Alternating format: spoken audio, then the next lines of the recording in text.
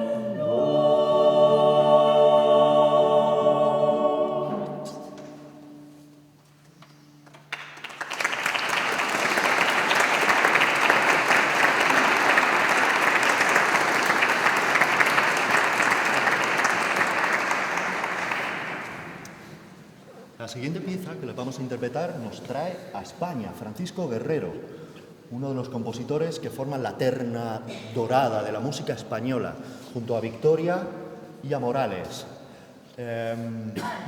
Había otros grandes, pero digamos estos son los más valorados, digamos, con el tiempo. Guerrero fue un compositor que ejerció su labor en España, pero que viajó también por Europa. De ahí, en los viajes por Europa, también captaba esos estilos y los incorporaba a su música. Estamos en un compositor del final del Renacimiento. El Renacimiento fue un estilo muchísimo más unificado, un estilo muchísimo más internacional. Básicamente la música renacentista venía a sonar más o menos parecida en toda Europa, y es solo a partir del barroco donde los estilos empiezan, en cierto sentido, a disgregarse y a tener un color particular. Vamos a interpretar un motete dedicado a la Virgen María, una antífona mariana, Ave Virgo Santísima, una pieza escrita a 5 voces que contiene una particularidad. Las 2 sopranos van escritas en canon, es una forma muy rigurosa de imitación en la cual la primera voz, debería ir alternada, va imitada literalmente por la segunda voz. Es una pieza, en cualquier caso, pues polifonía pura y dura, y esto representa, digamos, un estilo un poquito anterior a lo que acabamos de escuchar, toda vez que desaparece el bajo continuo, que es un elemento tradicional del barroco.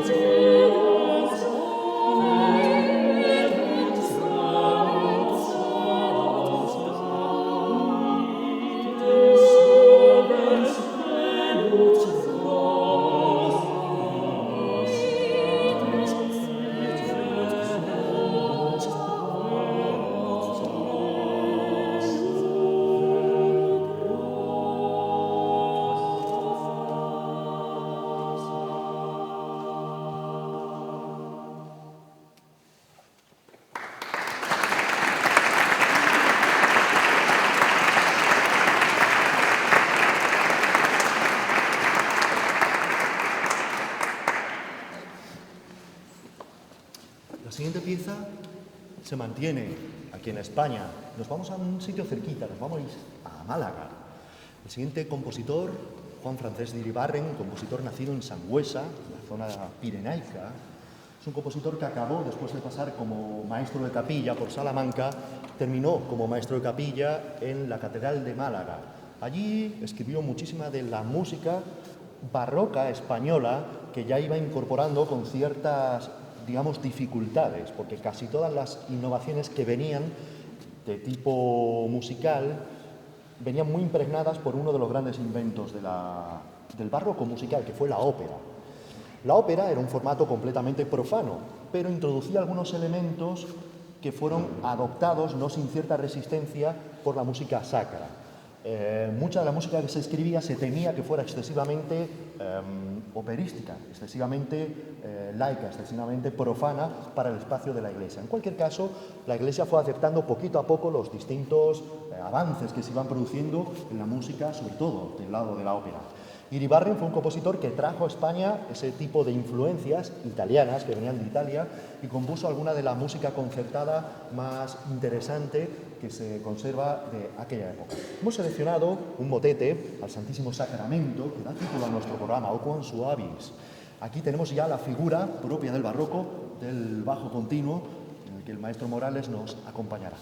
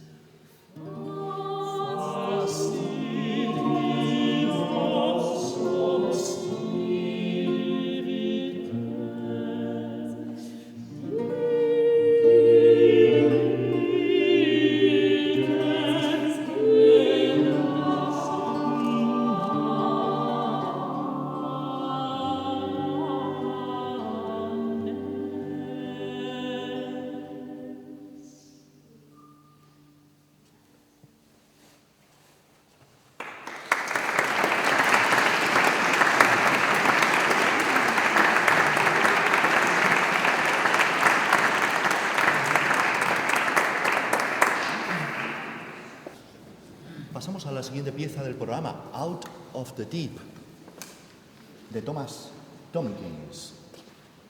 Thomas Tomkins, compositor inglés, ahora nos vamos a Inglaterra. Thomas Tomkins fue un compositor, como a muchos, y luego ya veremos el especial drama de un compositor inglés que volveremos a ver un poquito más adelante, Tallis. Tomkins se vio la tesitura a tener que escribir merced de la escisión de la Iglesia anglicana respecto de la Iglesia de Roma.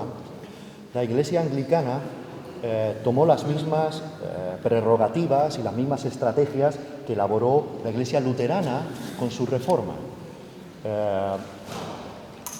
Lutero, y en Inglaterra lo captaron enseguida, daba una importancia fundamental a la música en la Iglesia. Y entendía que la música tenía que ser algo mediante lo que el feligrés implicara directamente en la oración y en el acto, digamos, de la liturgia.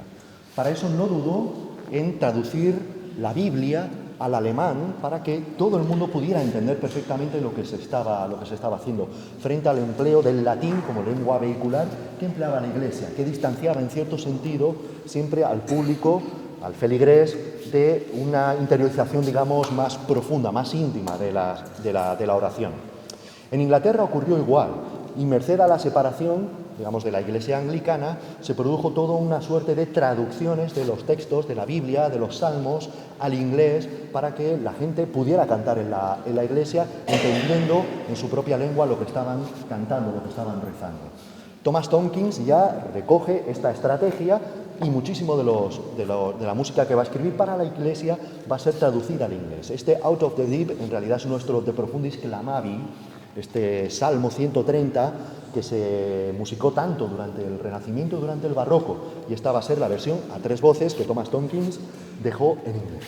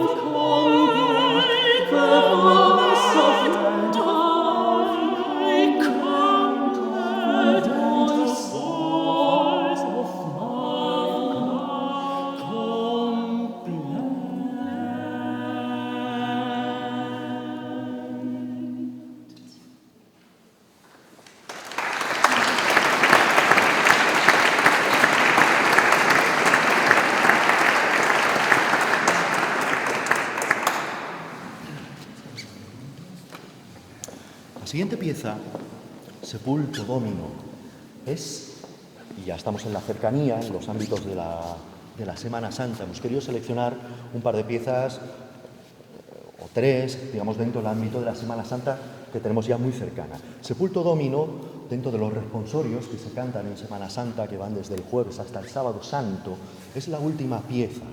Los responsorios de tinieblas que se conocían, tenían una cierta manera de cantarse, que era a la luz de las velas, y según se iban interpretando, se iban apagando las velas, hasta que al final quedaba la iglesia en penumbra. Este, digamos, es el responsorio de tinieblas como se conoce. Era una performance o una manera de interpretar que hoy no se conserva tanto, ni mucho menos con la música que se escribía en cualquier caso. Sepulto Domino es el último responsorio que se interpreta el sábado santo, y es el momento, refleja el momento en el que Jesucristo es sepultado, es enterrado, cierran la cueva, la cavidad con una piedra y le ponen dos guardianes delante. Es una pieza atribuida al compositor Jan Dismas Zelenka. Zelenka es un compositor que vivió en Centro Europa, trabajó en Dresde, fue un compositor muy valorado por uno de los grandes del barroco, Johann Sebastian Bach. Es un lenguaje ya muchísimo más avanzado armónicamente, y Zelenka es muy amante del trabajo con la disonancia que viene de los manieristas italianos. En cualquier caso, Italia se convirtió en aquella época en el centro, digamos, y en el promotor de los estilos emergentes en Europa, y luego cada zona lo adaptaba a su estilo. Este responsorio, con su acompañamiento propiamente barroco del bajo continuo, es el que dejamos ahora.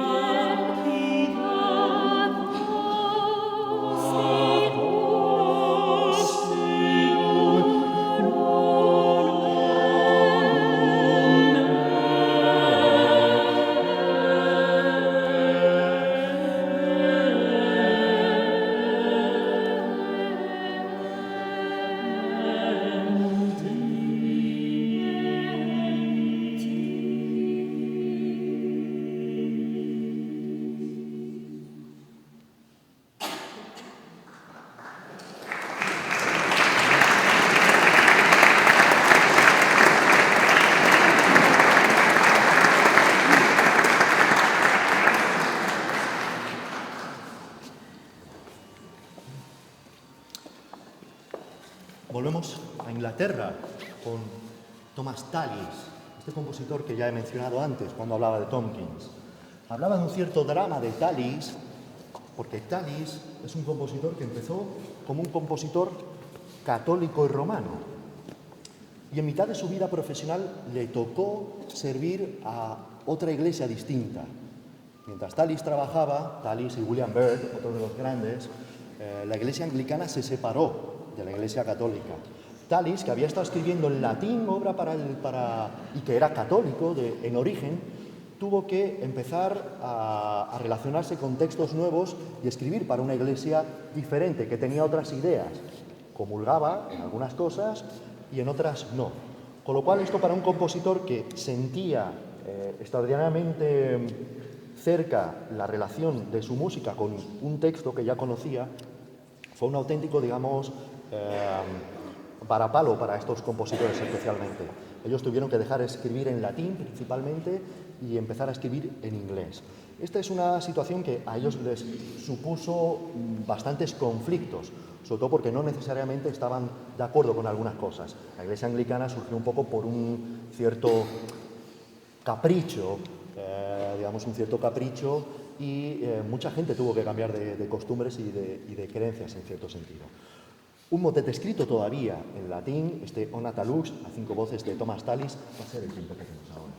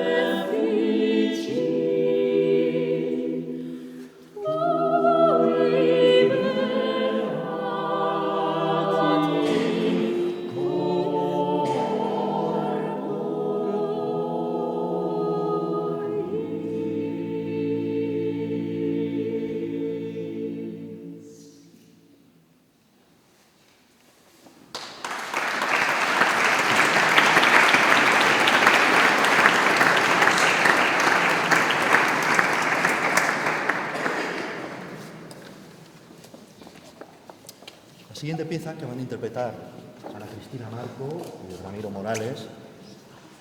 Ah, no, solo Ramiro Morales. Como es una pieza de su instrumento, él hablará con muchísima más propiedad de lo que va a interpretar que puedo hacer yo, así que le dejo la palabra.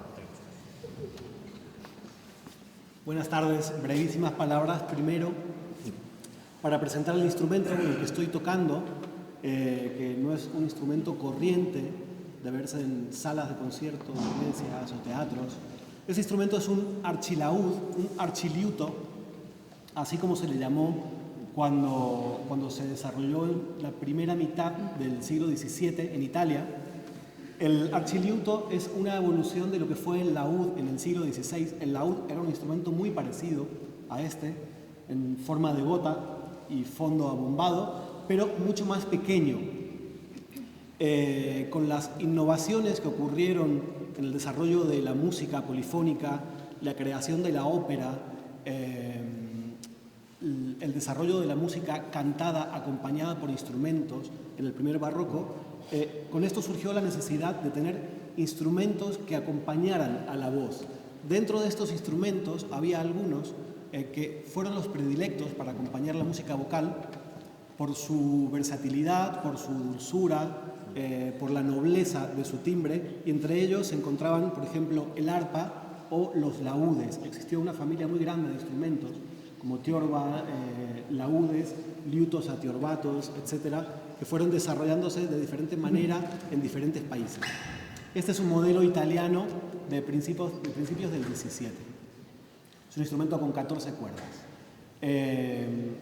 Dentro de sus funciones, además de acompañar a la música vocal, como es el caso de hoy, también tenía su propia literatura, su propia música, escrita para el propio instrumento. Para hoy hemos elegido un par de piezas de dos de los compositores más representativos. Uno de ellos, Michelangelo Galilei, que publicó su libro de laúd en 1620 en Mónaco de Baviera, lo que ahora sería Múnich. Tocaré de él una tocata. La tocata eran piezas que no tenían forma alguna y solamente respondían a la propia fantasía del intérprete. Son piezas llenas de imaginación, con elementos a veces inconexos en los que se buscaba la máxima expresividad del instrumento, con carácter muy idiomático, sacándole partido a los recursos que podía tener el instrumento. La segunda pieza será de Alessandro Piccinini, uno de los compositores y de quienes ayudaron a desarrollar el instrumento con esta forma, con este número de cuerdas, con este tamaño, con esta longitud. Piccinini decía, enumerando entre otras cualidades que tenía el instrumento, que una de ellas era que se podía tocar de pie, como es el caso. De Michelangelo Galilei, el primer compositor del que tocaré una pieza, como curiosidad diré que es hijo de uno de los compositores del siglo XVI más importante, Vincenzo Galilei, que tiene un tratado amplísimo sobre teoría y sobre música de laúd en el XVI, y además Michelangelo fue hermano del astrónomo, físico, matemático Galileo Galilei, sí, que se sabe que también tocaba un poco el laúd.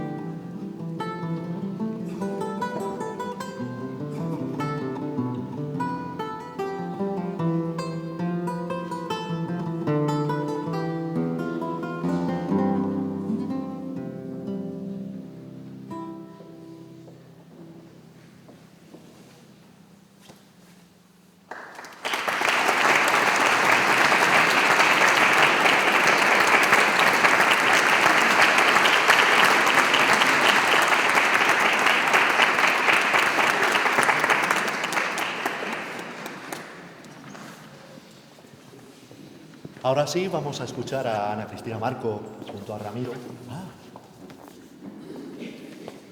Mejor.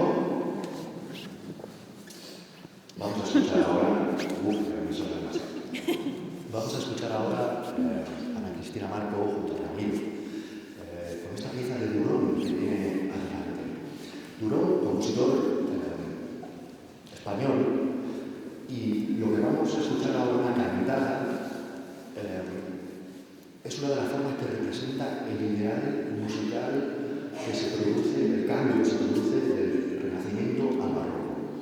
El Renacimiento tenía como referencia a la antigüedad, los clásicos, Grecia, Roma, y el modelo de teatro griego, el modelo en que el actor, con la máscara y las correutas detrás, digamos, cantaban contaban, digamos, sus lamentos, sus tragedias, sus historias, era tenido por el modelo ideal de expresividad. El Concilio de Trento, también, que para hacer, digamos, en la lógica de que el feligrés entendiera muchísimo mejor el texto, acabó por denostar la polifonía muchas veces, como acabamos de escuchar, por la dificultad que había para seguir el texto leído en tantas voces. Entonces, por ideas que venían estéticas defendidas, entre otros, por Vincenzo Galilei, y por necesidades también, digamos, de tipo ideológico, por decirlo de alguna manera, de la Iglesia, la cantada a una sola voz se convirtió en una de las formas primigenias del barroco. ¿Por qué? Porque el cantante no tenía la obstrucción de otras voces y se podía comprender muchísimo mejor el texto y entender, por tanto, de qué iba la historia muchísimo mejor. El acompañamiento de una manera estática, digamos, es que sencillamente aportaba una idea armónica que permitía al cantante desarrollar toda su expresión. Este es el ejemplo, este es el modelo que toma Durón para esta siguiente pieza, que vamos a escuchar en castellano, esto sí, porque también aquí se tradujo la música y los versos para poder entenderlo bien. Vamos allá.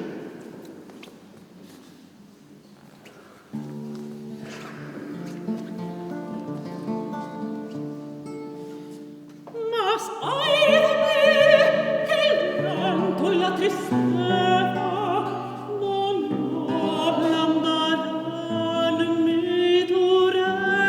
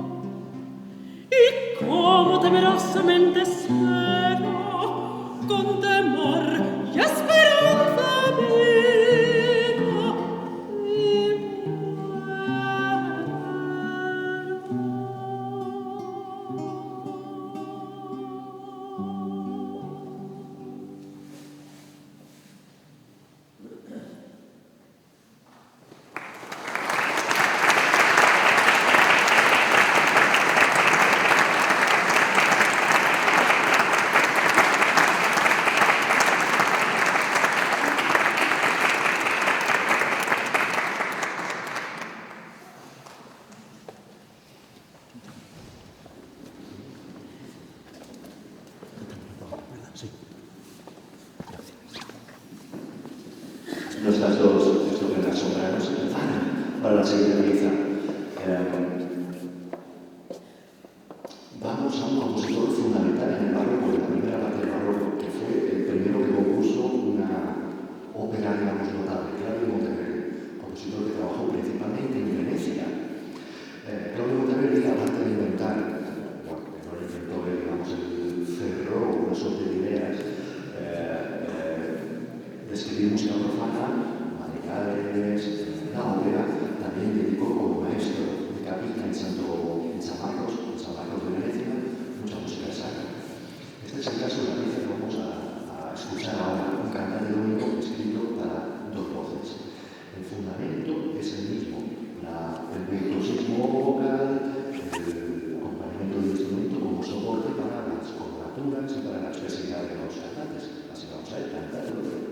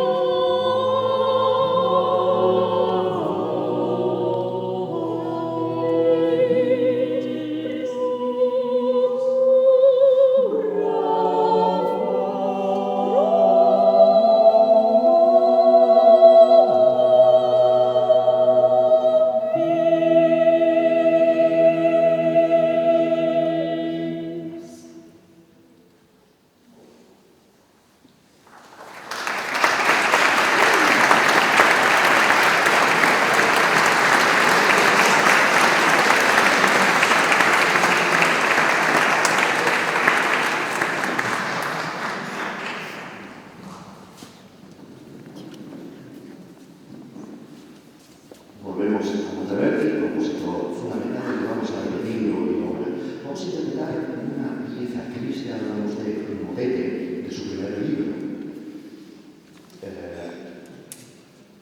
Volvemos a tener el elemento del bajo continuo acompañándonos. Monteverdi fue incorporando poco a poco a su música sacra elementos de teatralidad que iba trabajando en sus madrigales principalmente y en la ópera. Al final acabó generando un estilo concertado en el cual las voces y los instrumentos dialogan los unos con los otros. Esta relación de contraste, esta relación de las masas musicales es también que acaba, digamos, bajo el concepto técnico de concierto, o sea, la manera de acordar, de juntar cosas que no deberían estar juntas, voces, instrumentos, solistas, coros, instrumentos frente a otros instrumentos, es una de las formas desarrolladas principalmente en el barroco. Pues vamos, no sé qué se vamos a ver.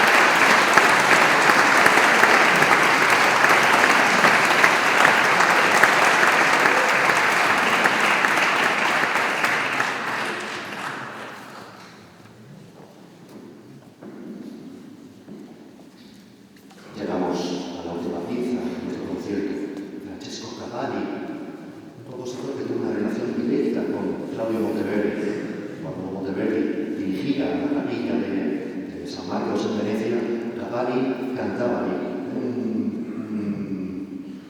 como niño tenía una voz tan excepcional y luego cuando cambió la voz se convirtió en un tenor excepcional, que cobraba mucho dinero como cantante en la capilla. Finalmente buscó unos puestos de organista, donde cobraba menos, era mucho más reconocido su rol, y al final se convirtió junto a Monteverdi en el compositor de óperas más importante del siglo XVII en Italia. Cavalli, a pesar de todo, acabó teniendo un puesto de importancia en San Marcos de Venecia como organista y compuso muchísima música para el oficio para allí. De ahí hemos seleccionado este Anima Redemptoris Mater, que aparece en su música sacra concertada.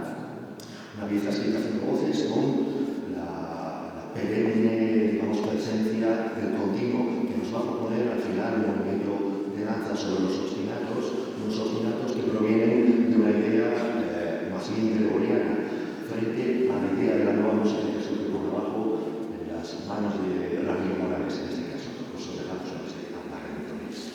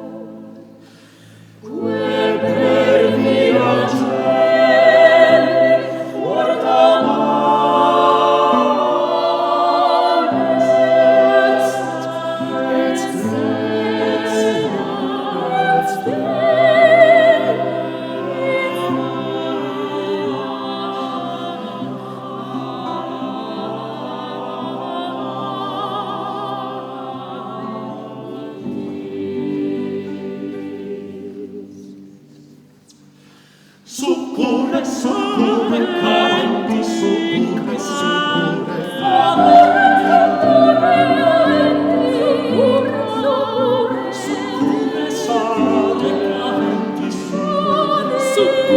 socorre, socorre, socorre,